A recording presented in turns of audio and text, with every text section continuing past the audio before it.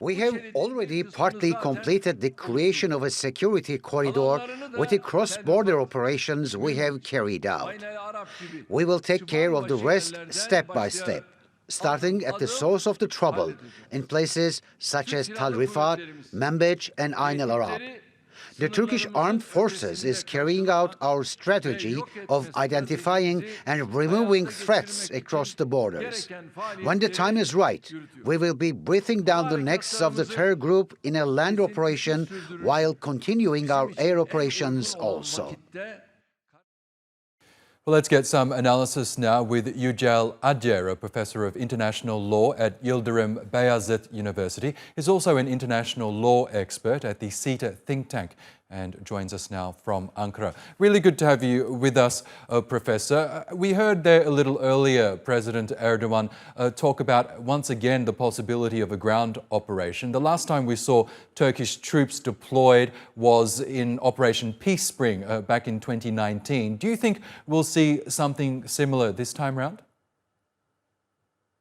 Yeah, I think it's quite possible because Turkey, all we know that PKK as a terrorist organization was established in late 1970s.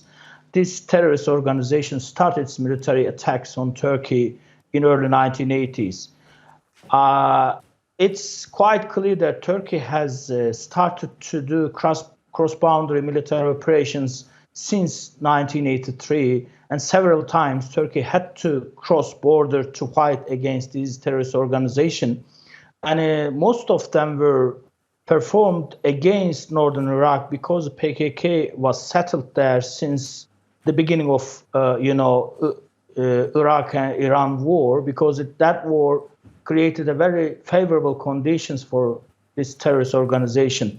And recently, especially since 1950s, this terrorist organization got a ground, a favorable place to flourish in northern Syria this time, unfortunately.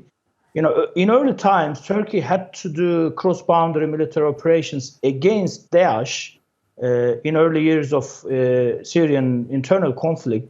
But especially after 2015, it became clear that PKK got a stronger place in that region. So Turkey had to perform cross-boundary military operations against PKK, YPG.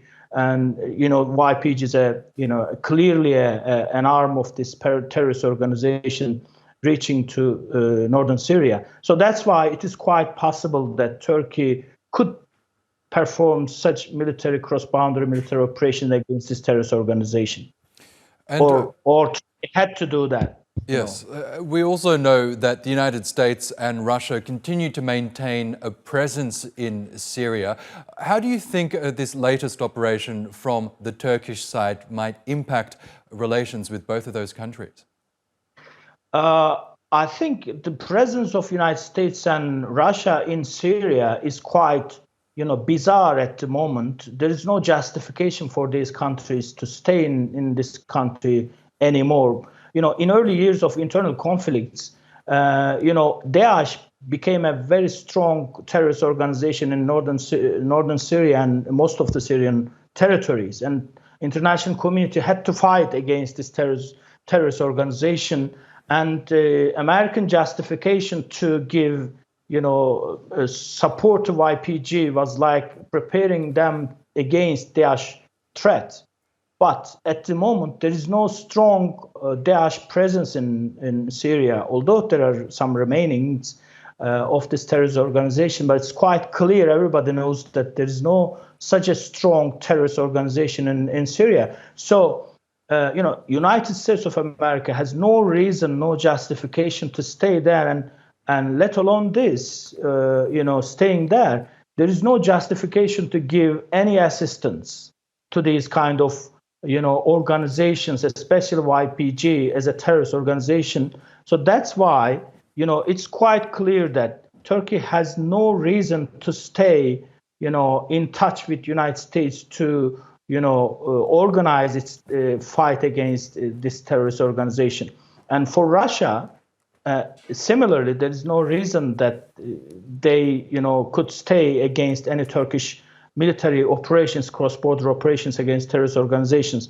As President said today, Turkey has to face and meet and fight against the terrorist threat, not inside its territory, in its borders, but also before they reach to us in our country. So that's why Turkey has to be inside Syrian territory to fight against this terrorist organization. As officially declared, there is a clear legal justification for Turkish military operation. It's a self-defense. In Article 51 of United Nations Charter, there is a significant right given to the states to fight against any illegal threats that is directed against these countries. And I think the United States has to give this right to Turkey, and the recent statement saying that Turkey has a right to self-defense against these threats. Professor Yucel Acer, we will have to leave it there, but we really appreciate your analysis. Thank you once again. Thank you very much. Thank you.